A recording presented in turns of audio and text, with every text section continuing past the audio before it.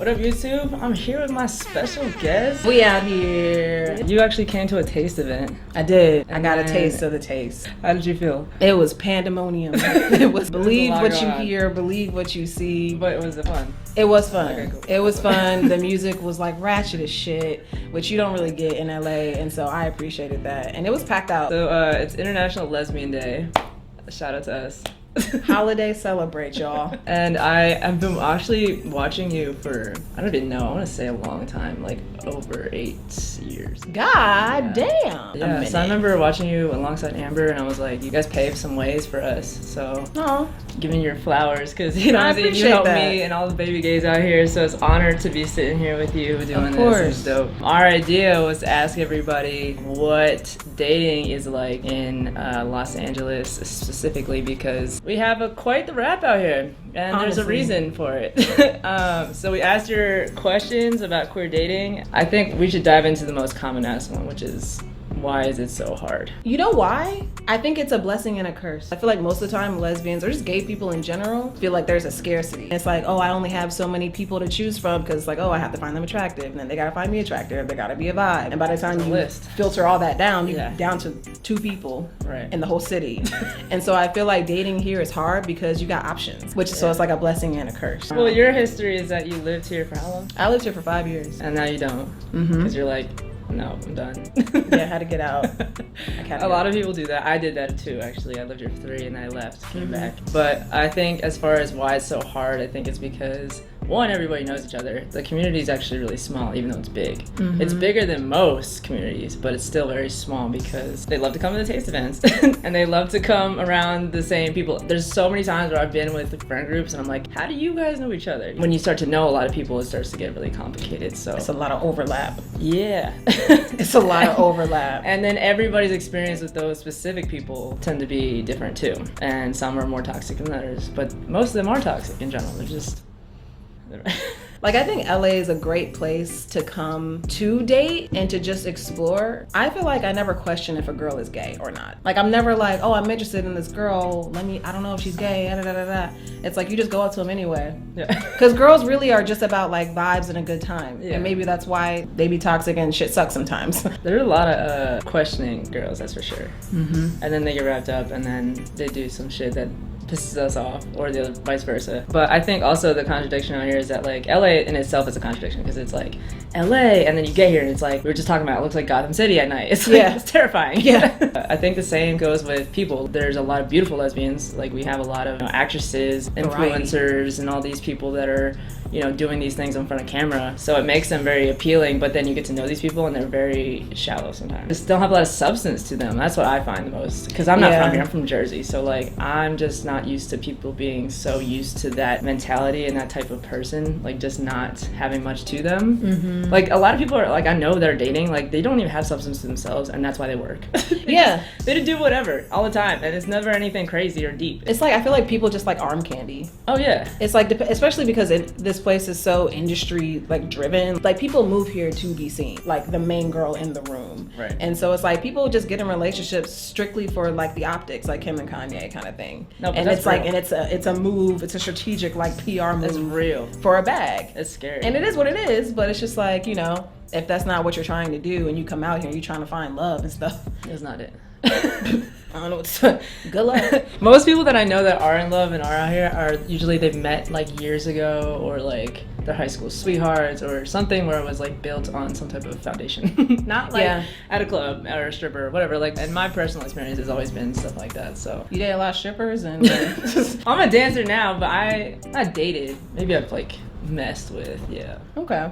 You've dabbled. You've dibbled and you've dabbled. Yeah. We got it. Is it anything like the L word? Honestly, it is. If you are a member of the cast. Right. If you are wealthy, probably white, and you got like a nice little house in WeHo, then yes, that will be your experience. But most of us, we're not doing that. I think also the chart is real. Like, I could honestly make a chart. What is it? Okay. Personal opinion. This is just me. I think it's weird when lesbians just have these groups, these friend groups, and people just be fucking. And it's just like, it's literally like hot potato. Yeah, no, that's but like fucking, but yeah. everyone's still friends. But all of y'all have fucked each other. Yeah. I can't get with that. It's like, you've been inside me, I've been inside you, and now we're at Burger King. That's why I said it's a big community but small. So like basically when you first move here, right, you start making friends. It's easier to develop a community or to find your community because all you need is one person. Like all you need is one person. Like Jess is my one person. And then through Jess, that will link me to like 60 lesbians. But you need someone like me who'll be like, but warning. This person, I literally tell all my friends, I'm like, just come to me. I will tell you about that person. Like, I will, give you the right analyzation because, especially masculine women, oh my goodness, you guys just need to relax. You know what I mean? We got some work to do. There's room for improvement. Is it racist? Are there a lot of queer people of color? There are a lot of queer people of color. Is it racist? I mean, what isn't? So it's like, yeah. But is it overt? Is it in your face like that? No. What I will say is I feel like the queer spaces here are pretty good at showing you who those spaces are for. So if you go to the Abbey, you only have to be there a few seconds to know who that space is for. If you go to a taste event, you know within a few seconds of who this crowd is for. Yeah. It's just about finding your crowd. It's just about finding your community. It's an active thing. Like it's not something you can just Google, identify the event and then go. You have to like spend time, take time, see what's out there, go to places, events you've never been to before and see like how the spaces differ. I think definitely compared to most places in the world, this is probably the most open. West Hollywood is the touristy place and a lot of European white lesbians tend to go to those areas. And I would know because I dance. I'm gonna be there tomorrow. I feel like WeHo is just marketed as like the gay area for Los Angeles. By default, you're gonna see a lot of like white gay men because I feel like just anything that's gay is gonna cater to white gay men first. Yeah, always. And then everybody else. And so it's like you almost have to like go through those channels to then find like the other ones. Yeah. But it's not all bad, girl. It's okay. You can come on down. You can have a margarita at Mickey's. It's cool. Right. Is there any queer scene in LA that doesn't involve late nights and drinking? I mean, yeah. There's a lot of stuff out here. I think there's a lot of little things. They're like big things. But there's definitely things to do. I know there's a company called Queer Field Day. They do stuff like on the beach and they just come out. There's also a club called Cuties LA and they do like little small events and stuff, like paints and sips and cute things like that. There's like softball teams, like kickball teams, like all these different like gay sports teams. Yeah. Football, there's the LA Legends, they have their own football team. A lot of the late night places are just cute, gay friendly places during the day too. Yeah. So it's like you can find an LGBT friendly coffee shop, you can find an LGBT friendly restaurant, have some froyo, like, you know what I mean? Like it can be very PG if you want it to be that. Yeah. It's not hard to find. There's also a lot of like organizations like the LGBT Center, there's a lot of different like charities and like other ways to engage with the queer scene that isn't through like oral sex and Casamigos. Like there's like other ways. Dude, why all y'all cheat? Damn. I think it is a problem and it's definitely common. But I think that ties into what you were talking earlier, like the availability. Yeah. And I think people actually on TikTok talk about this, like how we're not supposed to have this much access to people and like having this opinion and idea that there's like someone always better than the person you're with. We always think that like people are available like that and it's like, that's not the case. Like chill out. And people feel the need to do the most and then end up doing some toxic shit because they think it's like whatever. Yeah, we're women. There's also like a too cool for school kind of vibe. Like you can tell when someone is putting on this persona of like, oh, I'm the cool guy, I'm the main character, I got the bad bitch, da da da da. There is an element of just performance, and if you buy into that, you just a dummy, okay? Because you can see the red flags from the very beginning. Yeah. But not everybody out here cheating. People out here want love. My friend, he was telling me that the reason why a lot of queer people are so sexual is because we weren't able to explore our sexuality through queerness when we were younger. A lot of us waited until we came out, maybe early 20s, late teens. And so I do think a lot of the toxicity just comes from misplaced experiences. And alcohol. And I feel like people just are trying to constantly let it out. Like, let me get this out. Let me experience this. Let me see, what's out there. Someone said, does LA have the meanest lesbians? I think we get the spotlight because we're so content oriented, so like, visible. Yeah, like we're out here showing us, but out on the East Coast, like there's a lot of stuff going on. They don't show as much, you know. But I've been around a lot of that, and yeah, I can say it's definitely bad. It's pretty bad. I don't think that LA has the mean. I actually find the queer scene in LA to be pretty fun. It's if you go into it not expecting much or not trying to find love, that's like what we're for. Yeah, yeah, exactly. That's literally what. That's a good way to put it. That's what the LA queer scene is here for. Like a good time, and like everybody travels to LA, especially for Pride and things like that. Like this is the place to have a good time, and I feel like that's why a lot of people don't get why it doesn't work out. It's because we're marketed that way. We just kind of do it to ourselves. Truly. What's the vibe in your own words? Like if you could describe it in like 3 words. Fun, very loud. We're definitely not ashamed. Free-spirited, I guess.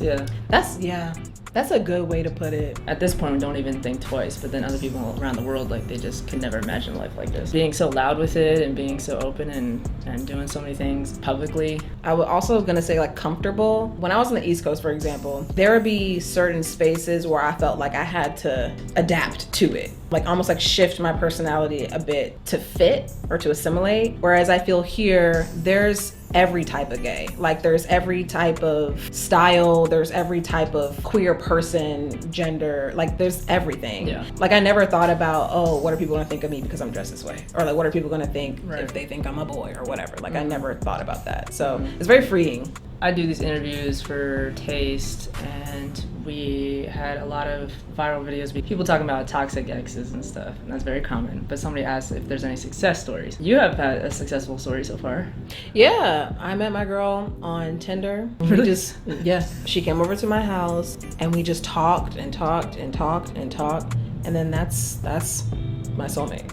Awesome. Like that's my homie. You met her out here? Mm-hmm. Listen, I'm not saying it's gonna happen to you, but it can. All right. It can. Yeah. I just think I got lucky. Yeah. People that actually run Taste is a couple, and they've been together forever. But they're one of the most successful couples I know. One, because they do business together. They also know each other so well that like they don't trip over anything. Like, and especially when you're in an entertainment scene, there can be so many things you can get jealous over and stuff like that. Like they're just so solid that like nothing can fuck them over, and they're so open with all the relationships they have that it just makes sense. They're a team, and I think that's something that a lot of lesbians can't find.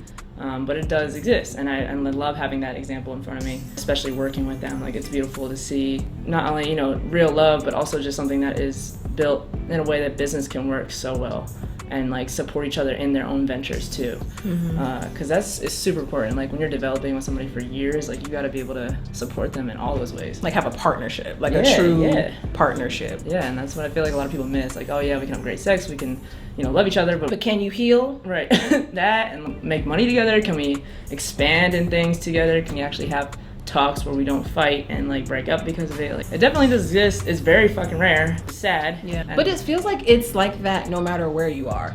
Like it seems like the dating scene is trash everywhere. I haven't heard anyone be like, oh yeah, I live in X city and the dating is great. Right. I've literally never heard that ever in my life. And that's already hard enough that we're women, down to our sexuality, we're down to our area we live in. It's just already a lot that knocks us down. So out of all the population, you're already down to like less than 10%. So it's hard. It's rare. It is. That's why, when you find your soulmate like that, that's beautiful. Just take your time. I genuinely feel like when you're not looking for it, when you just let things happen organically, don't force things, like that's the key. Just let stuff happen. Yeah. And even if it's bad, just let it happen and then let it pass. Yeah. You're either gonna find contentment in your life with where you are alone, or naturally you're just gonna bring that person into your life just energetically. Being someone who wasn't good at detachment, like it was so hard in the beginning moving out here. I was like, Jesus, like y'all just ghost anybody. Like it doesn't matter. Literally. Like it's really bad out here. I know our communication is lacking for sure, but I think at the end of the day it comes down to our feelings and what we can control.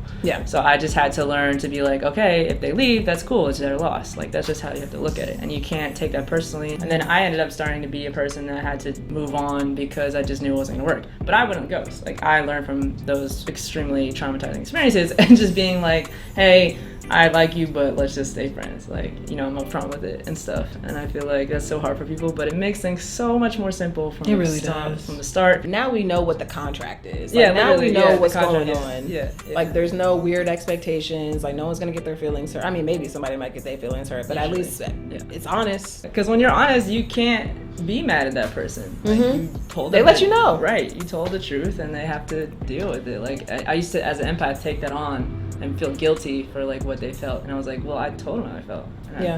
That's all I can control. I feel like that's solid dating advice. Like, as you're dating, be honest. When I would go on dates when I was single here, and I just kind of got a vibe, I was like, oh, I don't really think it's gonna like work out. Like, cool as friends, but just sending messages like, hey, I had a really great time hanging out with you. I'm not really feeling a love connection, but would love to stay friends. You know, like, you don't, it doesn't have to be cutthroat, ghost, get them out of my life, block. Like even if they say like, how was it? You don't have to be like, oh, it was great, and lie. Like, you can just be like, it was cool, but like, here's what it is. Especially if someone comes on some joke shit. Like, this happened recently. I was like, I'm for nobody. I'm sorry. Like, I know you want me, but I'm for nobody right now. Like, and I think that's one thing this whole city will definitely teach you is like, you cannot hold on to anybody or nobody. Like, everybody is independent as fuck out here. Nobody needs you. Right. Like, that's a good way to put it. Like, I think that's one of the biggest differences in our city. Because on the East Coast or anywhere else in the world, it's kind of like you have a small community. It's like hard to like go with that person because like, oh my god, like I don't know if I'm gonna find somebody in this area like you again, you know. And out here, you're like, yeah, well, you know, I gotta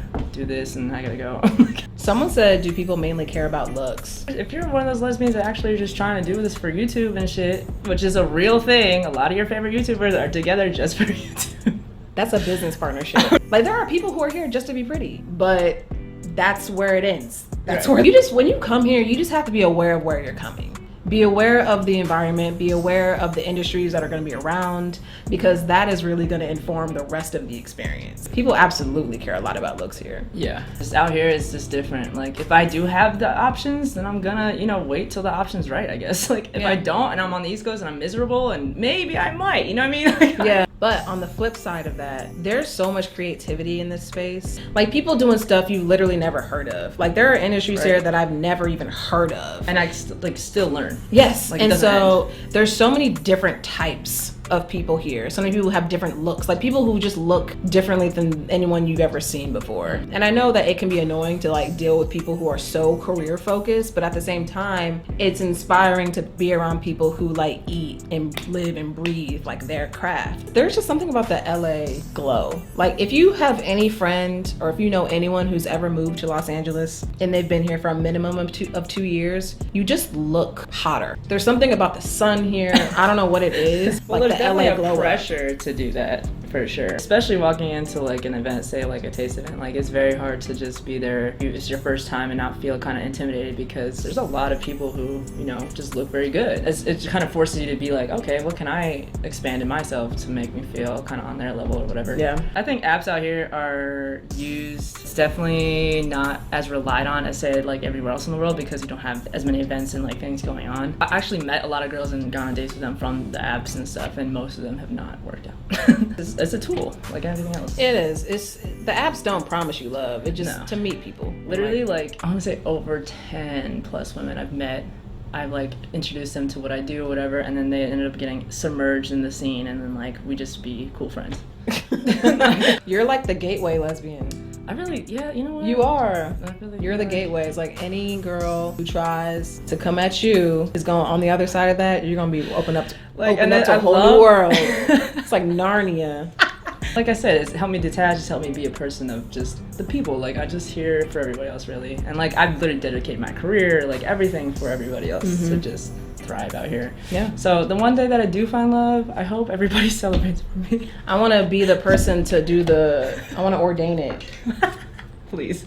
That would be amazing. Yeah, that would be amazing. I think we'll say about LA dating is like if once you announce it, everything changes for you, especially out here. Like just people will be in your business. Just social media just ruins it. So just if you wouldn't trust your girl with your social security number, don't put her on your Instagram. That's a good one. Like vet these hoes before you put them on your Instagram. To wrap this, the best way to find love in LA is to just take your time. Yep. Maybe not use the apps because there are a lot of ways to meet people in person. If you do submerge yourself into the community, it's going to be very tempting, eye-opening and stuff, especially if you're new. You're going to learn fast, and you're probably not going to have the best experiences. Like, all of us have pretty shitty experiences. It's kind of a part At of least living. one. Yeah. LA is not for the weak, and it builds you to being a very strong person, not probably in the most healthy way at all. It can be very toxic. You just got to know yourself. Yeah. You really got to know yourself. And it'll teach you a lot about yourself. Yeah, it will. Through dating, you'll realize, like, oh, I just want validation. Right. All of that combined, which is super complex. At the end of the day, we're chill. Yeah, you gonna be good. It's cool. All right, well, thanks, man. Of course. I love doing this with you. Of course. I love all this. Talking shit. All that. I miss LA too. Y'all go follow Jade, please. If you haven't already, should. Like, it's the OG right here. Everybody take care. Peace out. Happy International Lesbian Day. We lesbians. Bye, bye, bye. Stop.